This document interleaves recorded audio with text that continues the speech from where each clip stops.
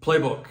And these are the 10 mistakes that I identified for myself that I believe I and my family made mistakes on. And there will be ones that are like 2 pieces, but just to give you the reference now, I'm talking about 10 things that I feel like we made mistakes on during my journey as a youth soccer player. So I'm going to be looking to my right because I have a screen with all the notes that I have to kind of summarize. So if you see me looking this way, that's why. So the first one is not being fluent in another language. And I think this is critical because this is one of the mistakes that I think really hampered my progress. Is like, I'm a 30-year-old man at this point, and I'm fluent in one language, which is English. I'm currently learning Spanish, and I'm also learning some Portuguese. So there's 3 languages. But one of the first things I would have done, or I wish I could do if I could go back, is since I live in the United States, my first language should have been something other than English. And with my child, whatever country that I'm living in, the native language will not be their first language. That way they already have to deal with a challenge and they have to overcome said challenge. Because I think, again, that's one of the most important things you can do is help them overcome adversity. So that would be the first thing. Whatever country I live in at that point, I'm assuming I'll be in the United States.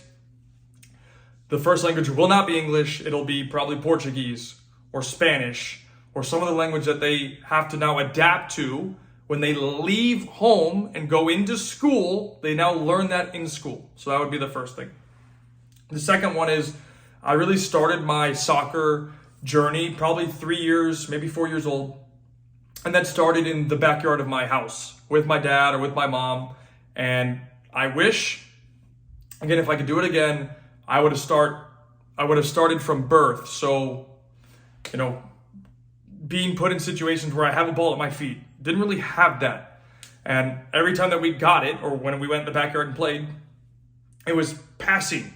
Well, my belief now is what I know now, dribbling, maneuvering the ball, manipulating the ball mastery for young kids is the most important thing because football starts at home. So implementing that at a younger age, and then also with the same token with this, exposing them, or me, to more games. So whether that's going to a practice, whether that's going to professional games, whether that's going to other games locally, just watching football. Because there's a big window of development that is missed out on by our kids because they start football so late. And a great example would be I trained a girl that is a 2017 birth year, and she has 2 older siblings that both play. And she was head and shoulders better than both of them technically and didn't need much correction. And I spoke to the dad and I'm like, okay, clearly there's a difference here. What did you do? Oh, well, she's had a ball at her feet since birth, essentially. Okay, and now she's also watching her siblings play. That's making a difference in her development and accelerating it because she had those pre-years from, say, 0 to 4 where she already has a ball and she's already watching more football. So that's what I would do. Third one, and I talked about this in a separate video, is parents overprotection. I would throw my kid, or if I could have it for me, with the wolves. So I don't literally mean throw them into wolves, but put them into situations where they're uncomfortable constantly and they're being challenged because they have to overcome that, or they're going to crack mentally and say it's not for them, which is fine. Then they go to school, get a job, and work 9 to 5. No problem. Because the thing is, if they're going to be big time and successful, whether it's in a career or in sport like football, you got to be outside the box, 1. And 2, you got to think and be different and overcome adversity. If you can't handle that, then being successful in life is not for you. And that's okay. The third one, and this is really important. I mean, all of them are really important, but is physical development. So working on the body. The game, especially nowadays, is really turning for a more physical game.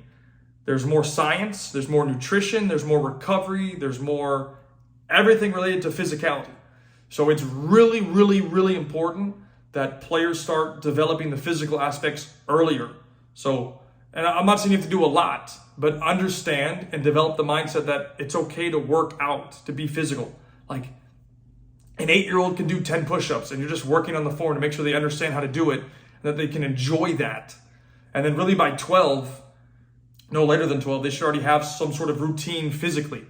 Push-ups, core work, leg work, maybe some pull-ups, right? Again, it doesn't have to be a lot, but it's a little bit to make sure that they are improving physically. And really by 14 or 15 years old, they should already be able to do 200 push-ups a day, 200 sets of core work, and 200 leg work, so whether it's squats or any type of leg exercise that they can do to build core strength.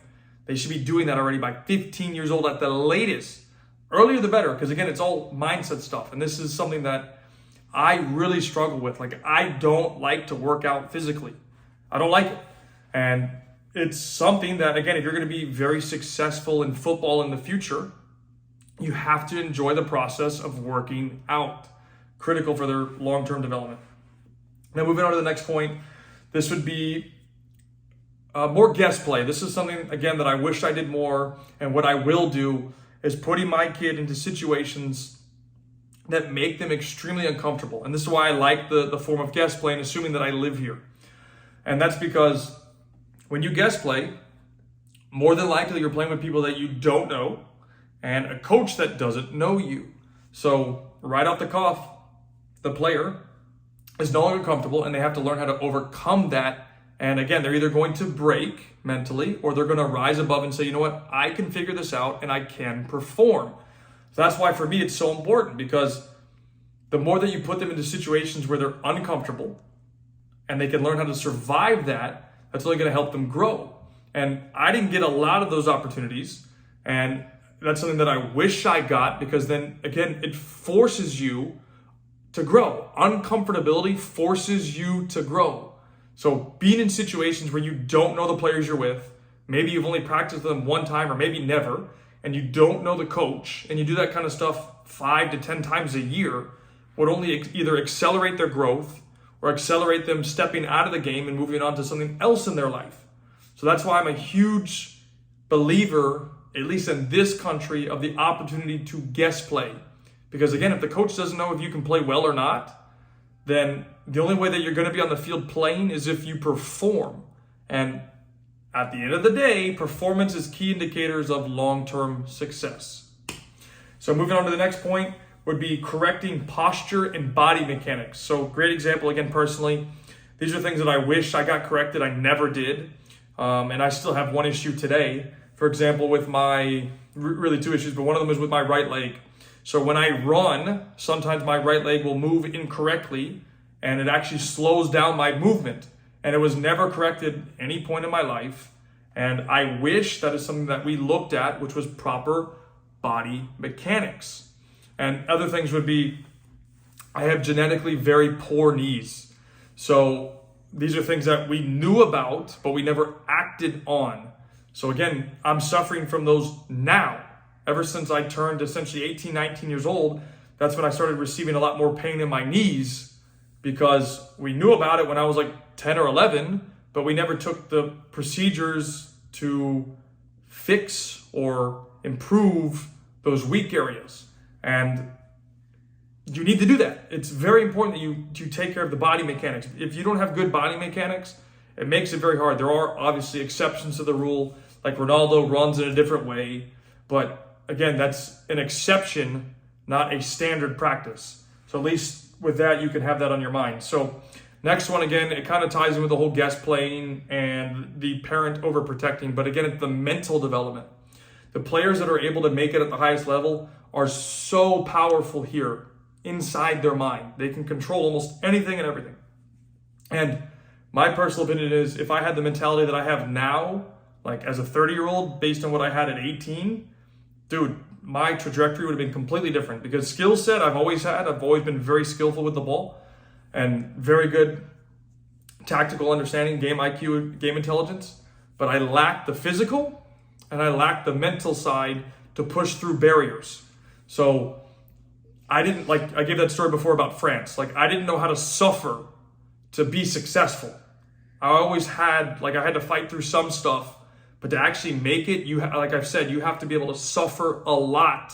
Like, you're going to have, in a ratio, you're going to have 100 negative things happen to you to one success. So you got to go through all those 100 things of suffering to have one single success.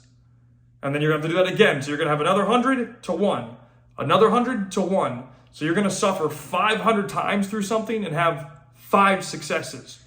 So it's not an easy thing to go through, but you have to be willing to overcome those challenges. And the only way you can do that is by building the mental side and understanding that that's a part of life. Like, life is not fair and you have to be able to deal with it. So don't be the parent that overprotects their child. Throw them to the wolves. Again, don't actually throw them to wolves, but I think you get the point of putting them into places where they have to overcome the adversity or crack mentally and go be a student, go get a job, work 9 to 5 and be comfortable in your life. Because people that are successful were not comfortable. They were always pushed and they had to fight through those barriers to be successful. That's the difference. Next one is, again, I made a video about this, so I'll quickly summarize it, is too many distractions.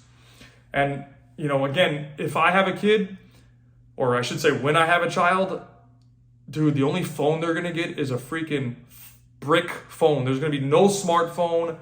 Okay, maybe I make an Instagram for them, but they're not going to have a lot of access to it. You need to control and manage the distractions from an electronic standpoint. PlayStations, Xboxes, computers, iPads, phones. I see 9 and 10-year-olds walking around with iPhones. Why? It's not my business to tell you how to manage your child's life, but I'm saying for me personally, no way. I would try and manage as much of that as possible, because those are all just distractions that don't help. They take away from their development, especially from a social interaction standpoint, dealing with and managing other people. So take that for what it's worth. Next one is moving on to isolation. So when I was younger, again, 8, 9, I really focused on technical training, of course, but I focused specifically on one foot, which was my right foot. So I had to do almost emergency surgery, paraphrasing, for 2 years to work on the left foot, to get the left foot up to a acceptable level to be successful and be able to perform when it's needed. So let me say that again one more time. I worked on my right foot extremely hard in my youth, 6 to 10. And then I did not take care of the left foot. So I had to work and do emergency surgery to get my left foot up to an acceptable level of performance. It's better if you can just do as close to 50 and 50. So 50% left, 50% right. That'll make a huge difference for you and your player in the long run if they can use both feet very, very well from the start. That was a huge mistake that I made, and I wish I could correct it, and I will correct it with my child. Next one is, this is really the last piece, is having my parents at every single training session that I had when I was a kid. And again, I think this kind of goes back to the overprotection. Kids don't have the freedom to make mistakes and deal with the consequences or the cost of that on their own. So a great example was my dad was an assistant coach for probably 3 or 4 years of my life. And so what does that mean? Every single team practice that we had, my dad was there. And don't get me wrong, I love my dad to death. But again, I didn't have the freedom to grow up without being in a comfortable environment. My dad was always there. So if I ever had a problem in practice, who solved that? My dad. And if you're at every single practice with your kid, then you already know what happened every single time and they can't grow out of it. And everybody that reaches the top level, again, they're self-sustained.